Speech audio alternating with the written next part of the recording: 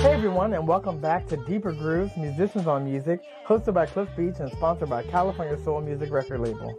Today we have a very special guest coming to you all the way from Asheville, North Carolina. Jamar Woods is on to talk about his album, Natural Mind. Love his funk group, the Fritz. Let's get into it. Please help me welcome Jamar Woods. Jamar, welcome. How are you today? Doing pretty well. I just got back from a walk and just kind of at home working on some small projects. Nice. That's always good. I've tried to get my 10,000 steps in a day as well, especially during this COVID time, not trying to have that COVID body when I come out of retirement. Exactly. Well, very excited to talk to you. I've listened to some of the music from the Fritz on Spotify over the last couple of weeks, and always looking forward to kind of meeting new people and new musicians. And so pretty much the format of the show, if you haven't heard it, is essentially it's inside the actor studio, but for musicians. So musician to musician, peer to peer, we kind of go through about 10 questions or so and just kind of let you tell your story. I think everyone has a really cool story, and we try to just amplify that. So I try to get out of the way as much as possible and let you do you. You do cool. Best. Okay.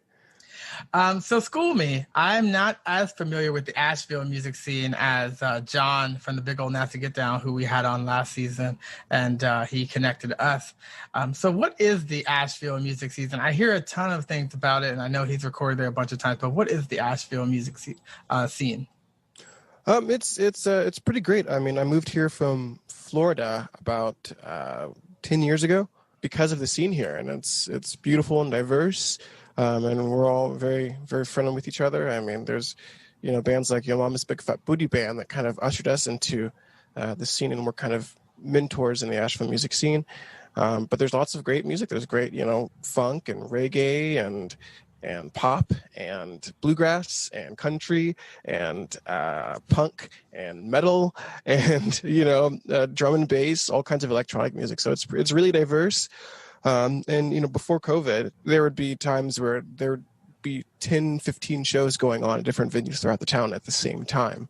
It's great and really welcoming, and lots of intermingling between a lot of us Asheville musicians. Nice. So then coming from Florida, coming to Asheville, and then starting in that music scene, how did your band, the Fritz, come together?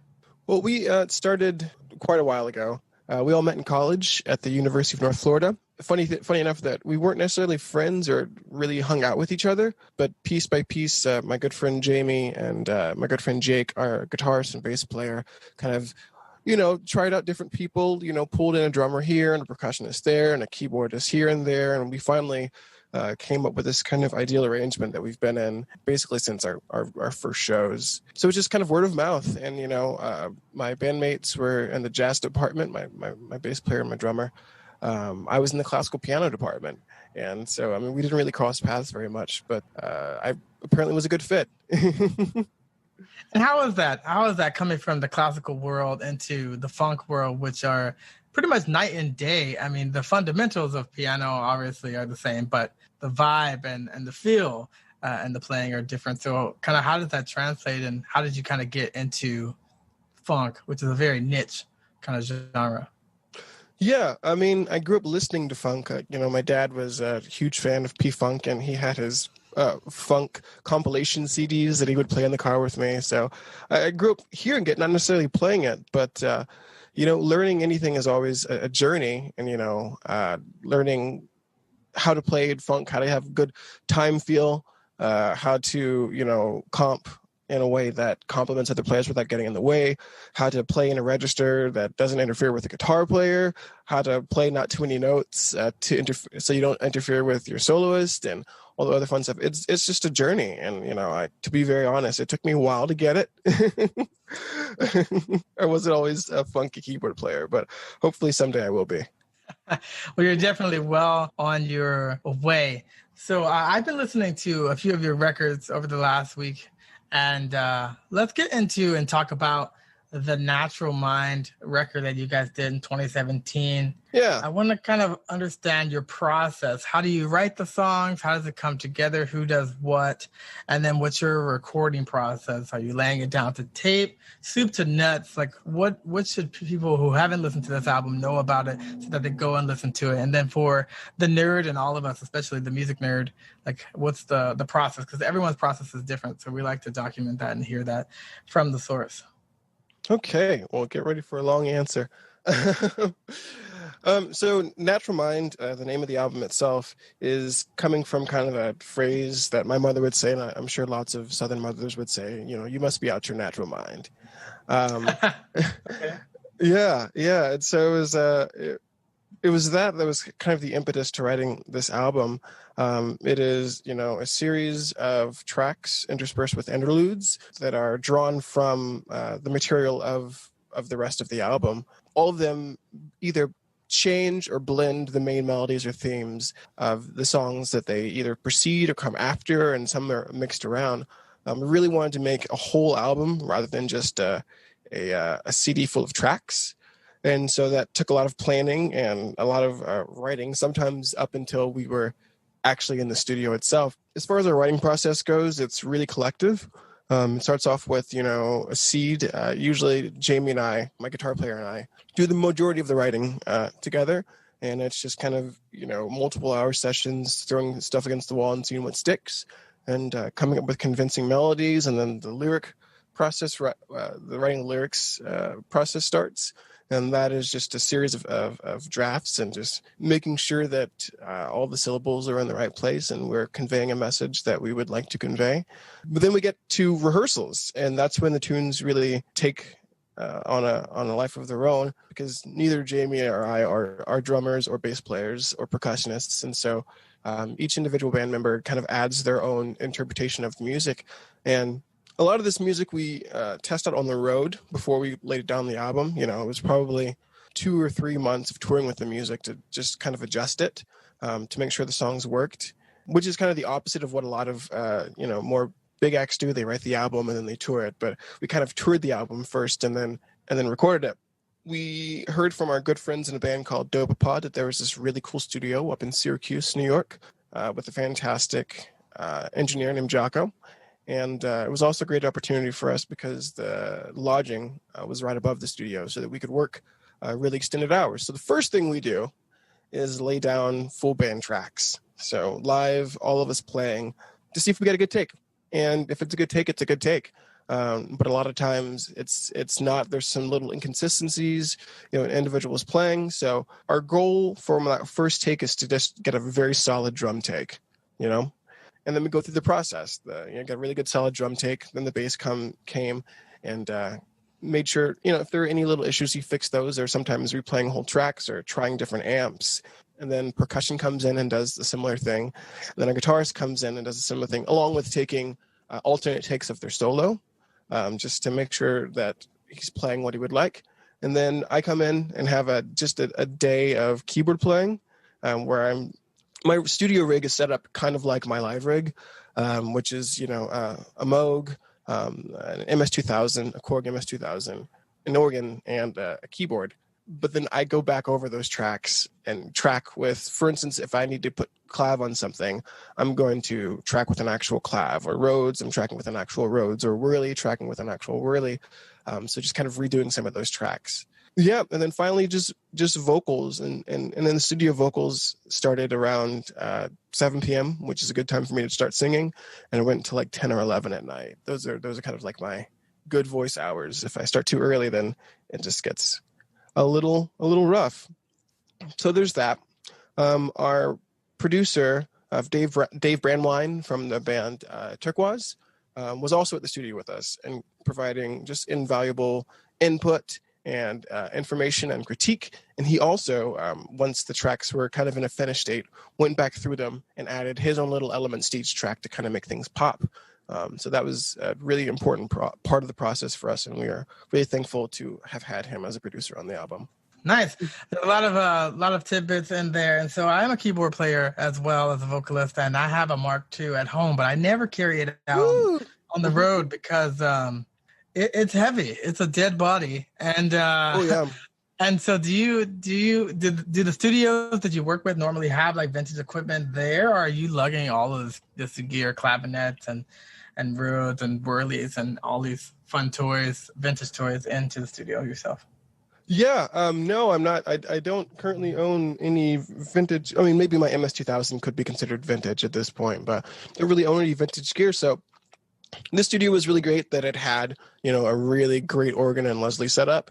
Like that's minimum. Like I can get by using patches on a keyboard for other sounds, but like you can't fake that. You can't fake that. So we're really fortunate. And also the studio had connections with the owner of a venue called Funk and Waffles up there in Syracuse, and I think they have another location in Rochester, if I'm not mistaken. And was able to coordinate with him so that each day in the studio, another keyboard would come in. They would bring in something else, like a Juno 106 that's on some tracks, or the Whirly that it was so wonderful when seeing the guys that work at the studio just carry that in for me. And I think the Rhodes was already there. The Rhodes was already there. A really, really nice, I think Mark I, just beautiful, beautiful Rhodes. You have arrived if you have roadies or someone who can carry the heavy gear, but definitely you cannot replace those sounds. I have a Nord, and it has really great sounds, but nothing replaces the vintage stuff, and that's cool. So it sounds like you guys are doing a very old school approach, trying to lay down as much into one take as possible, very little editing and overdubs as possible, depending on how you're able to do it. And you have a 5-piece band, is that correct? Yeah, 5-piece, bass, drums, percussion, guitar, and myself on keys. Nice. And were you always a vocalist as well, or that's something that just added in as you kind of fleshed out the project? It's really funny. I have been a vocalist growing up in church, and I played for churches for the majority of my life and singing in churches and directing choirs. I kind of stopped singing when I got to college, really, and kind of focused on playing keys. And so initially when the band started, our bass player and guitar player, Jamie and Jake, were the lead singers of the band, and I sang backups. And over time, like I forget, there's this track called Dry My Bones that probably can't find anywhere. It's super old, when we first started. And I sang a little backup part, and I just really got into it, and the band stopped and stared at me. And they just, like, over the course of time, we're just like, okay, Jamar, you take over this song. Hey, Jamar, you take over this song. And in the process of writing new songs, I became the lead singer of the band. So it's very gradual, and I actually didn't fully get to singing lead and being up front and in the middle of the stage until well after we moved to Asheville. Okay, nice. So the band didn't start in Asheville. You all started in college in Florida, and then migrated the band into Asheville. That's cool. All together, the same house for the first year. Yeah, we found a nice little 5-bedroom house that we all stayed in and rehearsed in the basement. Yeah, very grassroots, very typical of that type of band situation. That really helps to gel the musicians and the music kind of together. So as you progressed, you became the lead singer of the band. As we move out of 2017 to 2018, you had the Echo EP. So how was that different from your earlier album the year before? The writing process was similar to that degree. The difference is that we hired a horn section. So I toured with a band called Jazz's Fish, James Brown Dance Party as the lead singer, and Family Affairs the lead singer, and got to play with some really fantastic musicians, including Natalie Cressman from the Trey Anastasio Band, Justin Stanton from Snarky Puppy, and Chris Bullock from Snarky Puppy as well. So I approached them and asked them if they'd be willing to come down and play on the album, and they were like, sure. So I had to write horn charts and do horn arrangements for that album. And another thing is those were really specifically one take, no overdubs, or very, very, very minimal overdub recordings, because we were also videotaping it from a variety of angles with a professional camera crew the entire time. So it was 6 takes of each track and then move on. Nice. Yeah. Well, that's a very Snarky Puppy move. They always videotape all that stuff. So that's cool. And then, yeah, so you were touring as a group at least the last 5 years, if not more. So what is your touring experience like? How is it being on the road? How is it putting these songs out live, versus in studio and getting them out to the people? Well, I mean, I think it was, again, overwhelmingly, like, very, very encouraging. As a somewhat, they would call us an up-and-coming band. We're not playing the largest venues. I mean, sometimes we do with other bands, but we have a really good grassroots organization of fans that come out to every show and buy merch and just love on us when we need it, because touring can be hard, long rides and, a steel tube going down the road and eating at, getting your lunch at a gas station. Or in the early days, we were sleeping on our friends' floors and, all five of us crammed into the floor of a studio apartment. Or when bad things happen on the road, all five of us crammed into the cab of a tow truck. These days, we've kind of transitioned to hotel rooms and really trying to take care of ourselves, because we're all in our I think we're all in our 30s now, and we're starting to get a little old for sleeping on floors. But no, I mean, the experience of touring around the country has been amazing. Meeting different kinds of people and forming relationships with people who come to your shows repeatedly, or you stay at their homes, you have dinner with them, you're sometimes you play their weddings, or you follow them on Facebook, and people kind of move from fans to friends, and I think that's probably the best part of touring around this country. Sure. And so have you had a favorite artist you've worked with or toured with that you want to share a unique story about? Oh, yeah. As a band, are you asking as the band? It's really up to you, but yeah, sure, as a band or individually. Okay, as a band, the Fritz, hands down, probably my favorite tours with our good friends Turquoise. They are a huge band full of amazing people and personalities, and we, ran through a few states and a lot of large venues with those guys. And I mean, just imagine, I think they have like a 9-piece band, and we are a 5-piece band that had to set up inside of their setup. So things got tight, but we love them so much, and they're our good friends to this day. Funny story, at the very last day of our tour, after our final show, we fit both bands and their crew into one hotel room where we all just kind of hung out and, had some post-show beers and, just like talked and had fun. And I'm very surprised that we didn't get kicked out of the hotel. We made a lot of noise. I've never heard of a band that ever made noise or got kicked out of a hotel before, so that would be the first. All right. I think personally, one of my favorite touring bands is would have to be the James Brown Dance Party, which is a great band that's put together by the Chase brothers. Adam Chase is here in Asheville, and Matt Chase up in Baltimore.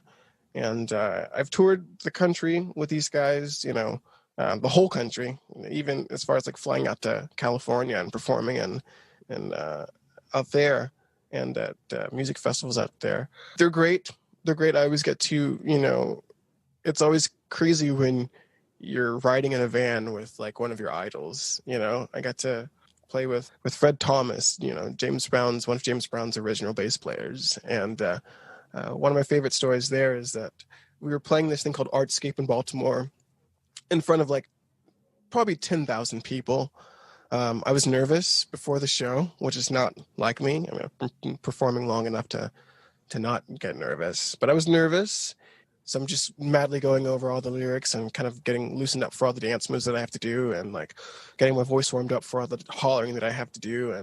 And Fred walks up to me and he looks at me and he pats me on the shoulder and he goes, "Kick him in the nuts," and just walks on stage. And what followed was probably one of my best performances ever. Yeah.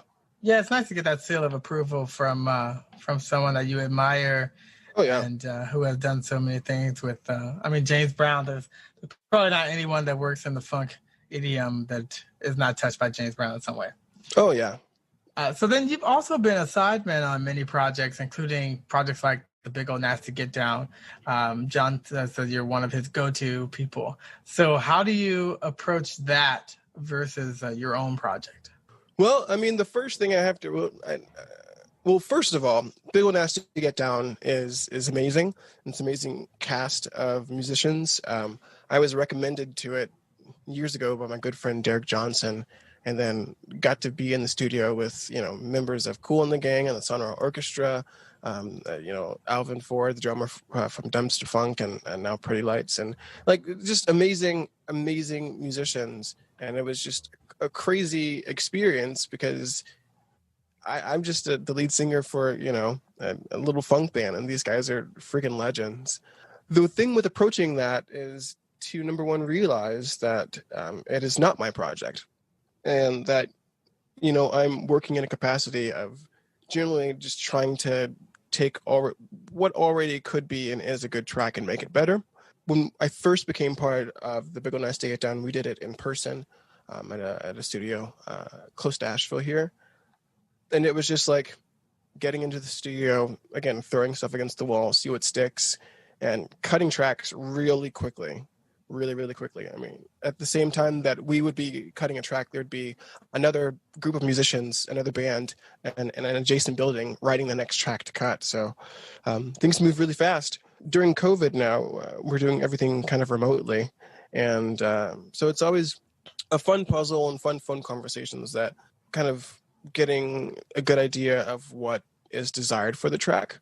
Or a lot of times John will just give me free rein to just do whatever. And those come out pretty okay.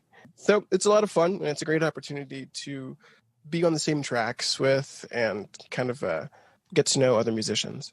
Definitely. So with that, is there anyone you haven't worked with yet that you would like to, if the stars would align, or you could go to the crossroads and make a deal or something? Is there anyone that you would, if you could wave a magic wand, work with, you'd say, I'd love to, whether it be musician, producer, dead, alive, doesn't matter? Of course, it's got to be, whoa, that's a really hard question, actually. I was going to say one thing, but now I'm thinking. Alive, it would be Stevie Wonder. I would love to work with him, just work under him. And he's written some of my favorite music, especially his album Inner Visions from 1973, I think. I learned that whole album note by note. And Stevie was one of the first person's music that I fell in love with, like individually, independent from my parents. I found a CD called Jungle Fever, which was the soundtrack to the movie Jungle Fever, and just, I mean, it's not even his best work, but it's pretty freaking great. And I fell in love with it. And I would say dead, I'd say Prince for the same reason. I fell in love with his album Diamonds and Pearls, kind of independent from my parents, around the same time. And he is just a powerhouse, and I feel like I could learn about music, but also about life from him. Oh, yeah. Prince, I mean, is amazing in so many ways. Stevie as well. I mean, definitely legendary. I think they worked together on What the Fuss. Oh, yeah. But yeah, that was a good track. Yeah. And In Vogue's on it too, and other stuff. But I love Prince, and they're doing a lot of reissues and other stuff. You're just learning so much about him. Definitely gone too soon, much sooner than we would have hoped in life, but left such a legacy of different types of things. So with that, and Diamonds and Pearls specifically, as a vocalist, has like a ridiculous range, because in Kiss he's doing all this falsetto stuff, and Diamonds and Pearls, I mean, he gets really low, in that melody. And just the arrangement, using voices in different ways. I mean, he did it on 1999, and other stuff. I just got that. A friend gave me a 45 of 1999. How come you don't call me anymore as the B-side? So I'm hoping to fire that up at some point. I'm actually going to look at getting a collection of 50s and 60s vinyl today from Craigslist. So awesome. I'm trying to get more into as deep into the skid of the analog and vinyl, and I just miss the medium of having liner notes and stuff like that when you're looking into artists that you just don't get on Spotify, unfortunately. I mean, they have some lyrics and other stuff that you get for certain artists, not for everyone. It's not equitable in that regard on digital, but I still think they need to figure out a way digitally to be able to have like CD artwork and liner notes and digital booklets or something, for people that would dig deeper if they had a place for it, because people are not even creating that type of content anymore. So I think if someone figures out a way, I would love a hologram situation if I had my way, but for a hologram situation for live shows where people could just, have a box and it just pulls the whole band into your living room or something. I don't think we're that far from that, to be honest. We're not. I think the current pandemic has forced us technology-wise to really think outside the box. I mean, we don't even see a box anymore. We're so far out of it now. But yeah, so now that you've gone through a few things, what advice would you give a new musician, a newbie coming up just out of college, just out of high school? Like, what would you tell them? Yeah, I mean, I would say that the time that you should be out gigging is a lot earlier than you think. I think a lot of my colleagues in college, and I was the same. I was like, I'm going to get this degree, and then I'm going to go out there. I'm going to work in the music field. And thankfully, I had other friends that were like, hey, I mean, let's start a band. Like, let's do this. Let's do this now. The opportunities are there for you. I mean, it's very important to be out there networking and, getting, experience in the field before you graduate from high school or graduate from college. Just get out there, meet people, play music, work hard. Music is just this continual push towards, I guess, the unattainable, which is perfection. So, I teach, young kids, I teach piano lessons now. I let them know, it's like, hey, how much did you practice this week? And they tell me, I said, hey, I practice 2 hours a day. I still, I've been playing for 28 years and I still really bear down and work hard to make myself a better musician, not for competition with other musicians, not to get that next gig, but I mean, anything worth doing is worth doing right. And I feel that it is imperative for all of us to just kind of continue on the journey rather than rest on our laurels, no matter how popular or famous or successful we are. Right. Yeah. And the best of the best do practice that way, deliberate practice. And it's important, when you're young, you have opportunities to get out there because you don't have all of the overhead and commitments that you do. I think life gets exponentially harder in some ways as you get older than, in high school specifically and in college. I think, right after college, that's when kind of you're welcome to the real world. But right before that, I think you have some really great, tremendous opportunities, especially being in a college network. I think there's so many opportunities for you to play while still in school. Yeah. And then post college and, when you're out there in the quote unquote real world, one thing that I found really helpful is, if you're trying to make a living playing music, either you have to, you can view it several different ways. You can look at, I'm not making enough money and I'm struggling really hard and all this other stuff, but you can also just kind of adjust your expectations and adjust your lifestyle. So because I want to live my life as a musician and as a professional musician, I have to, I can't go on, I'm not going to go on a, super crazy expensive vacation to here or there. No, I've got to kind of circle my wagons and adjust because, it's a struggle, but you're struggling for something beautiful or something that you want. And you have to be willing to make sacrifices in order to do that. Yes, and that is a lot to do with the mindset of being a musician and really understanding delayed gratification, which I think is lacking, especially in the future generations. I think we're so used to instantaneous, so used to a drop of a dial or touch of our finger having an instant response where, 30, 40 years ago, it just wasn't like that. It just, and there were no tools to, I feel like now the barriers are much lower. People can use tips and tricks and auto-tune and digital platforms to be able to kind of manipulate their sound. And, in a live situation, it's really a do or die situation. That really is the proof in the pudding of have you practiced or not, because it's going to show when you get out in front of people. And I think there was a value in the people we're talking about with Stevie Wonder and Prince. I mean, those people shredded and practiced all the time and consistently continued to get better, as you should. I mean, just like a fine wine with age, you should be getting better with age, especially with that type of thing. There's nothing really that should be slowing you down as long as you continue to commit to it. But you're right. It's all about paying a price, and you have to pay that price daily. Oh, yeah. So then, speaking of which, what do you want your musical legacy to be? Oh, wow. I think I'm a bit young for that question. But no, like, I don't know. I think and this sounds really grand, but I will have wanted, to have made the world better. And not necessarily in huge ways, but in small ways, to have dedicated my time and my energy in things that are worthwhile and things that I can look back on and feel proud of or feel happy about. And again, they're not just large scale things. There's, very, very small scale things. And I hope that the music my legacy, the music that I leave behind, not only holds up to the test of time, but also that the message inside of the songs and inside the lyrics endures. And I think that's all one can ask for. I'm not out here to live a life of fame or a life of fortune, but I do want to live a good life. And yeah. Well, life at the end of the day is what you make it. It's all about what you choose to do, your choices, and living out that choice each day. So I think you're well on your way to leaving a legacy. I think the small changes can be very impactful over time.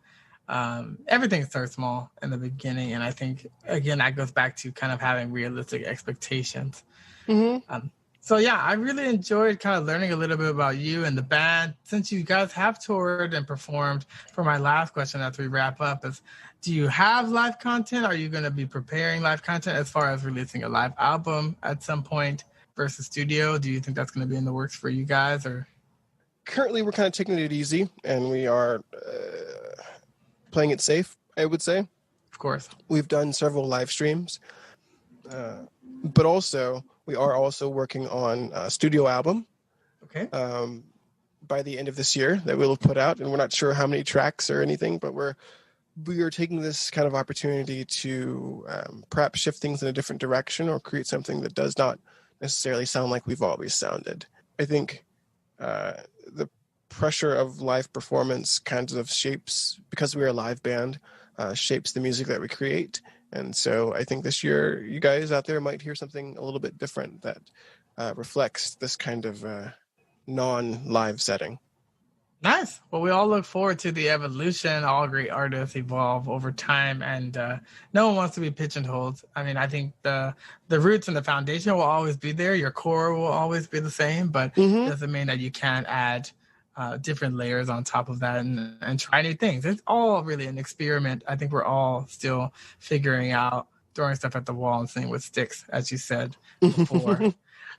So Jamar, thank you so much for coming on. So glad that John connected us. I mean, he's always connecting me with really great people, and I do love and enjoy hearing different people's stories. And now I've talked to people from the Asheville scene, so now when I talk to someone else, I can say, oh yeah, I talked to Jamar from the Fritz, and he was telling me all about the Asheville scene. So very, very excited to be able to have you on Deeper Grooves today. And we'll circle back to you definitely when everything is out with links and everything so that you can listen to it and hear it as we move into season 3 of the podcast. But super, super excited, super stoked. Had a great time chatting with you. And Thanks. I hope that we get to follow up as you have new music. Definitely, man. Thanks for having me. I really appreciate that. All right, man. We'll take care. We'll be talking to you soon. Peace. Peace. You've been listening to Deeper Grooves, Musicians on Music, hosted by Cliff Beach and sponsored by California Soul Music Record Label.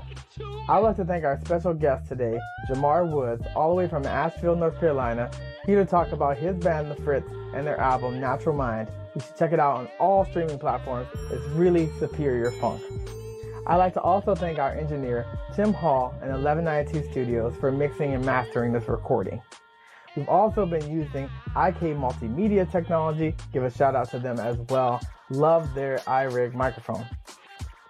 If you like this and you want to hear more, you can check us out online at www.californiasoulmusic.com/deeper grooves. Until then, keep it rocking, keep it funky, stay safe.